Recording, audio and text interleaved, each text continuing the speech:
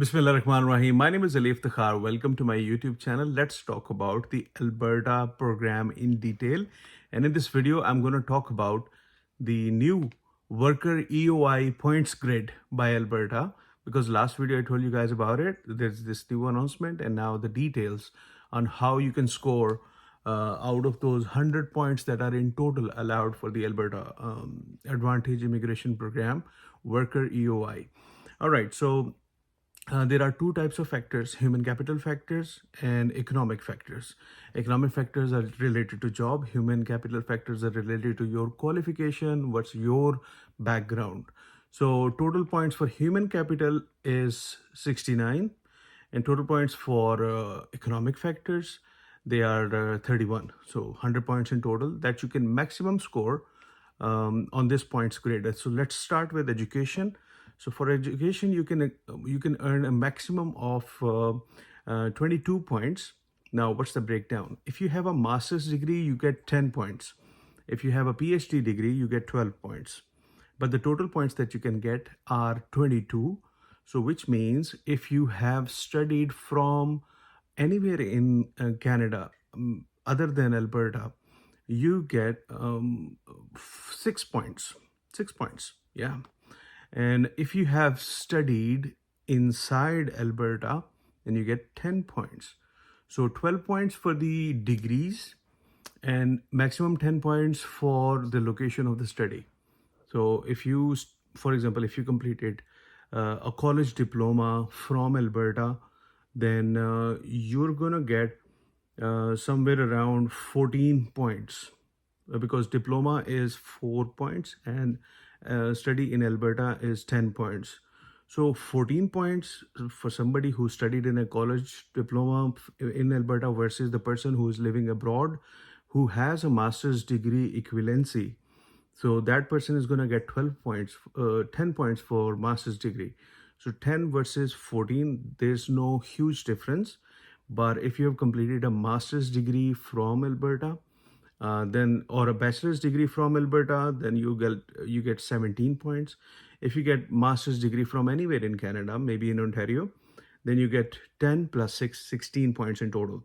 So that's the breakdown of the total 22 points you can get from the education factor. Then secondly, language. If you are bilingual, then there's another case. But if you only know English and you score only CLB 6, then you get 10 points. Yeah.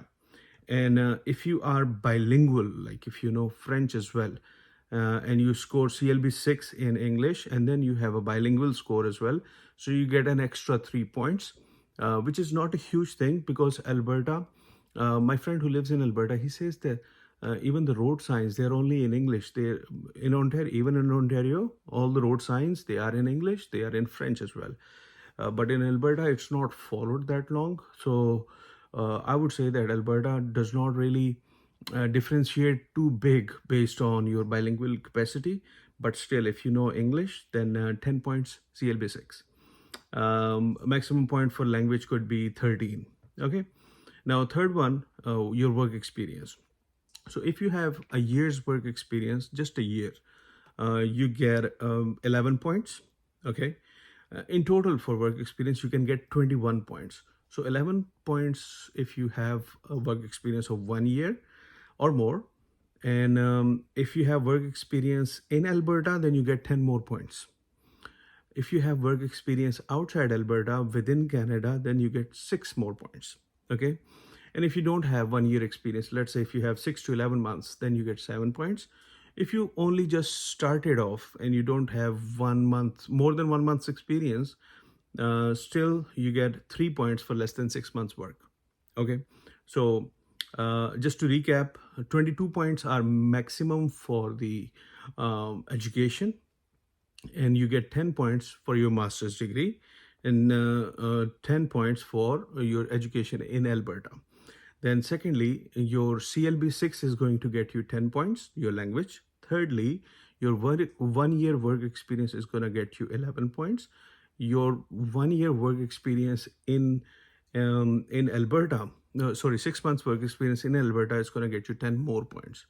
So people outside the province of Alberta who are living in Canada, they still have a valid chance because Alberta recognizes that people from outside Alberta, they would want to move to the province of Alberta.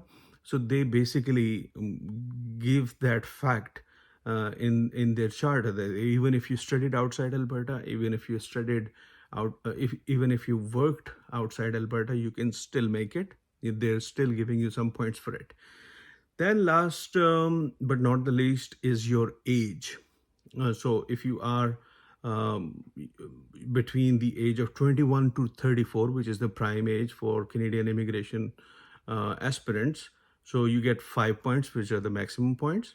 And 35 to 49, you get 4 points. 50 years or older, you get 3 points. And if you're younger than 20, then 3 points.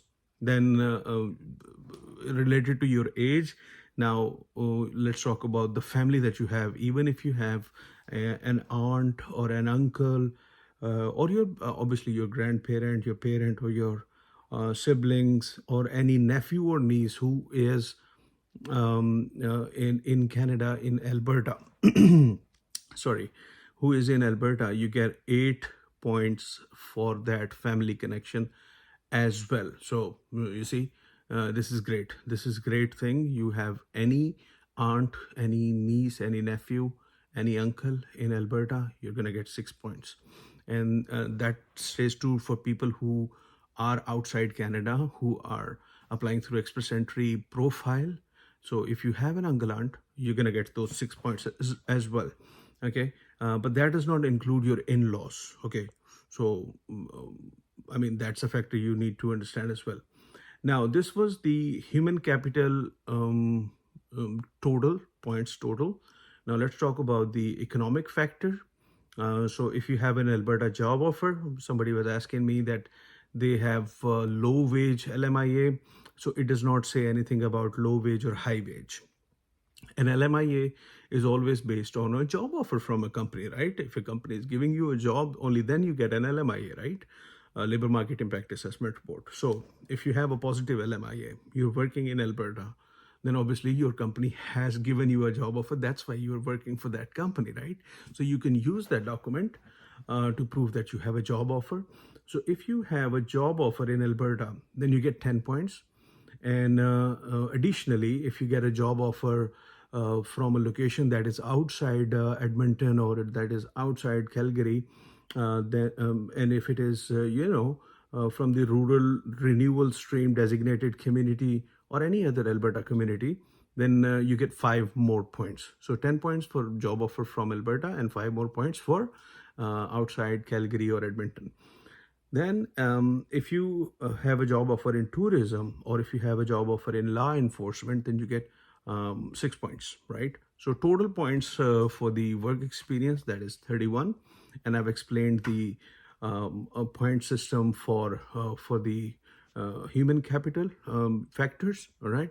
So this is how your score is going to get calculated. You can count your score right now.